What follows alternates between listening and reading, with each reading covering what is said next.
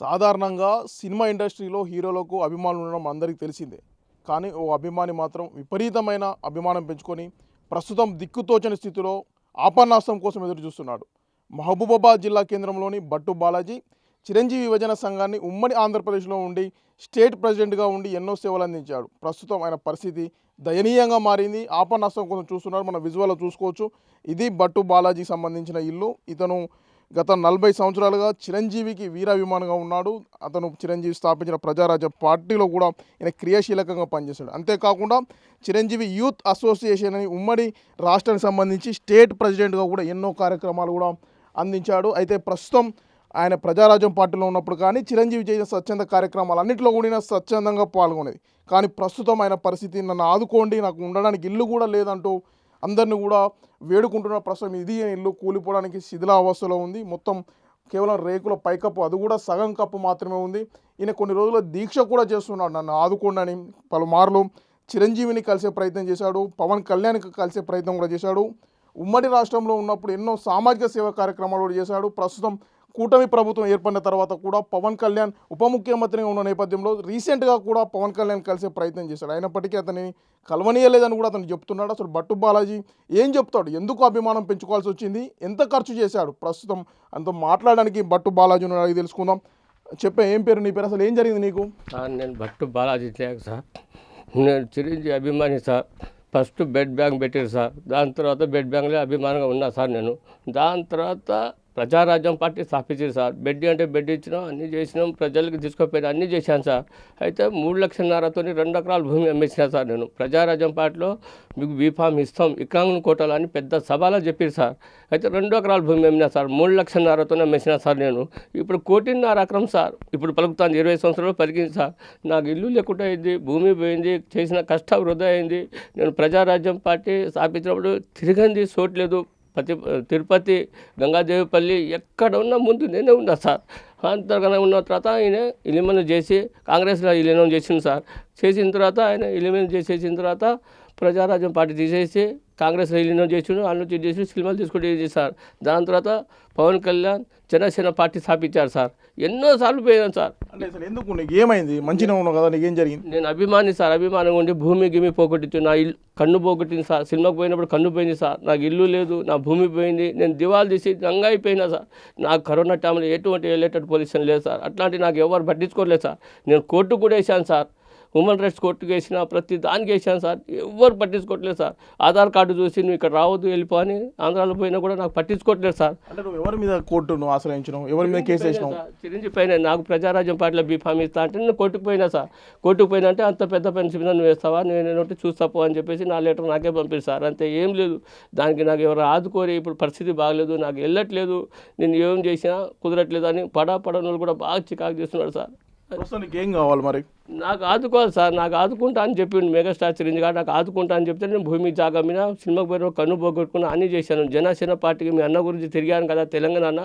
మీరు ఆంధ్రప్రదేశ్లో ఇప్పుడు ఉప ముఖ్యమంత్రి అయ్యారు కదా, ఇప్పటికైనా నాకు సహకరించారేమో అని చెప్తే అది కూడా నాకు సహకరించట్లేదు సార్. ఆధార్ కార్డు చూసి ఆంధ్ర తెలంగాణ ఏరే మీరు ఇక్కడ రావద్దు అని చెప్పేసి సార్. అంటే నువ్వు అసోసియేషన్ కూడా ఏర్పాటు చేసిన ఉంటాను. అది 2022 నేను అసోసియేషన్ స్థాపించాను సార్.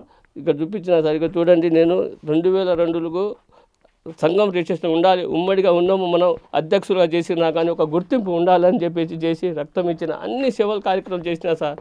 చేసినా నాకు రోడ్డు మీద పాడేసారు. నా లెక్క ఏ అభిమానులు ఇలా ఆగం కావద్దని నా కోరిక సార్. నేను ఎన్నో పోగొట్టుకున్నాను, ఎన్నో ఆగమైపోయాను.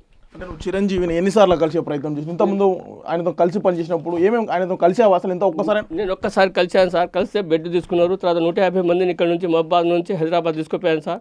దాని తర్వాత చూస్తా బిడ్డ అన్నట్టుగా కలవలేదు సార్. ప్రజారాజ్యం పార్టీలో ఇమీడియట్ టైం కలిస్తూనే ఉన్నారు కానీ చూస్తా అంటాం కానీ 16 గడపలు ఉండే సార్. అటు నుంచి ఇటు నుంచి వెళ్ళిపోయేది సార్. నాకు చూసేటోళ్ళు కాదు ఇక దగ్గర రాలేదు కానీ బీఫామ్ మాత్రం సభలో చెప్పగానే నాకు ఇస్తారు. నేను ఎస్టీ కదా, ఇక్కడ ఎస్టీలో ఉంటాను, నాకు ఇస్తారు కదా అని నేను భూమి అమ్ముకున్నా సార్.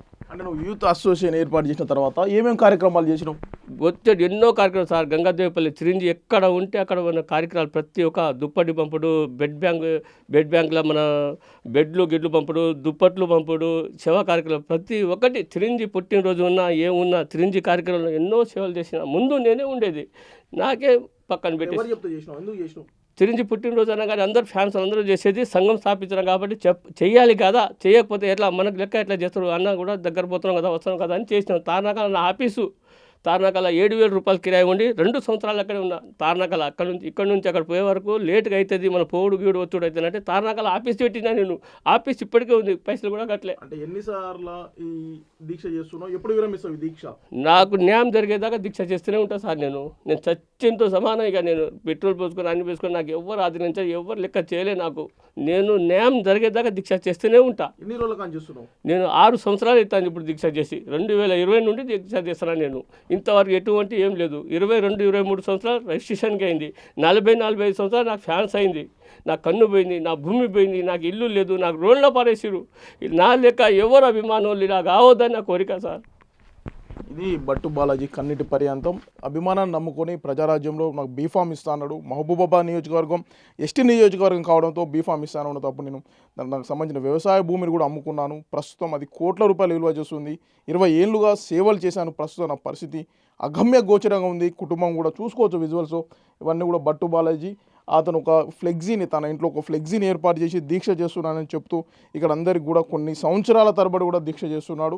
అయితే ఇప్పటికే సోషల్ మీడియాలో అతను చేస్తున్న దీక్ష సంబంధించి వివరాలను కూడా పోస్ట్ చేస్తున్నప్పుడు ఎలాంటి స్పందన కూడా రావట్లేదు. అభిమానులు ఎవరు కూడా ఆస్తులు అమ్ముకునేంత అభిమానం పెంచుకోవద్దు, ఆస్తులు అమ్ముకుని నాలుక ఎవరు కూడా ఇబ్బంది పడొద్దని కూడా మిగిలిన హీరోస్ సంబంధించిన అభిమానులను కూడా ఆయన కోరుతున్నారు. 2002లో చిరంజీవి యూత్ అసోసియేషన్ సంఘం అని ఒక 2 రాష్ట్రాలకు సంబంధించి ఒక సంఘాన్ని కూడా ఏర్పాటు చేసి అంతా చిరంజీవికి సంబంధించిన అన్ని కార్యక్రమాలు కూడా బట్టు బాలాజీ దగ్గర ఉండి చూసుకునే పరిస్థితి ఉండేది. కానీ ఇప్పుడు మాత్రం ఆయన పరిస్థితి చూసాం కదా, ఇదే ఆయన పరిస్థితి. దీనికి సంబంధించి స్థానికుడు ఉన్నాడు. నిజంగా బట్టు బాలాజీ చిరంజీవి కోసం పనిచేశాడా, లేకుంటే కేవలం అందరిలాగే కార్యక్రమాలు చేశాడా, లేకుంటే ఎలాంటి కార్యక్రమాలు చేసేది? లేదన్నా, చేశాడు. నా చిన్నప్పటి నుంచి చూస్తున్నా. చిన్నప్పటి నుంచి మాకు ఆ ప్రజారాజ్యం పార్టీ వచ్చిన కాడ నుంచి అలా తిరగడం కానీ చిరంజీవి గారి పుట్టినరోజు ఉన్న కానీ ఏ సినిమా అయినా ఫస్ట్ థియేటర్లో రాగానే ఎమ్మడి కేక్ కట్ చేసాడు, పార్టీ ఇవ్వడు, అందరికీ బాగానే చేసిండు. చిన్నప్పటి నుంచి చూస్తున్నా నేను. ప్రజారాజ్యం పార్టీ వచ్చిన కాడ నుంచి స్వామి చెన్నపురంలో అతని భూమి ఉండే, జాగాలు ఉండే, ఆ పార్టీలో నిలబడ్డాడు, మొత్తం అమ్ముకున్నాడు. అంటే ఇప్పుడు ఇట్లా అభిమానులు ఇట్లా ఆస్తులు అమ్ముకొని రోడ్డు మీద పడుతున్నారు కదా, మిగిలిన అభిమానులు ఇట్లా ఉండొచ్చు అంటావా? వాళ్ళకి ఏం చెప్తావు అభిమానులకు? అంటే అంత ఉండొద్దులే కానీ ఆయన మరీ ఘోరంగా ప్రేమ పెంచుకున్నాడు చిరంజీవి మీద. ఆయన ఫ్యామిలీ అంటే చాలా ఇష్టం. ఆయన ఫ్యామిలీ కానీ చిరంజీవి కానీ నాగబాబు కానీ అందరూ అంటే ఆయన చాలా ఇష్టం. ఆయన కోసం నా చిన్నప్పటి నుంచి చూస్తున్నా. ఇక తిరగని చోటు లేదు, తిరగని ఇది లేదు.